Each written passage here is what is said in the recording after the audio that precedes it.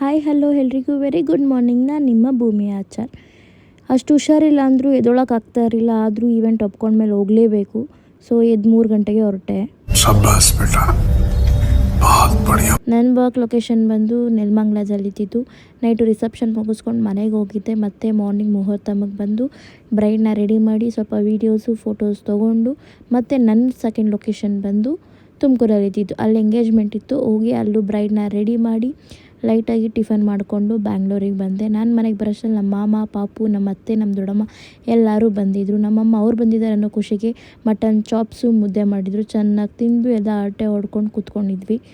ನಮ್ಮ ಮಾಮನ ಪಾಪುಗೆ ಕಿವಿ ಚುಚ್ಚಿಸ್ಬೇಕಿತ್ತು. ಸೊ ಅದಕ್ಕೆ ನಮ್ಮಮ್ಮ ಅತ್ತೆ ಅವ್ರಿಗೆ ಹೋಗಿ ಇಯರಿಂಗ್ಸು ಮತ್ತು ಕೈಗೆ ಕಟ್ಗೆಲ್ಲ ತೊಗೊಂಡು ಬಂದಿದ್ರು ಕಿವಿ ಚುಚ್ಚೋಕ್ಕೆ. ಸೊ ಇದಾಗಿತ್ತು ಇವತ್ತಿನ ವ್ಲಾಗ್. ನಿಮ್ಗೆ ಇಷ್ಟ ಆಗಿದ್ದರೆ ಲೈಕ್ ಮಾಡಿ, ಶೇರ್ ಮಾಡಿ, ಕಮೆಂಟ್ ಮಾಡಿ. Thank you.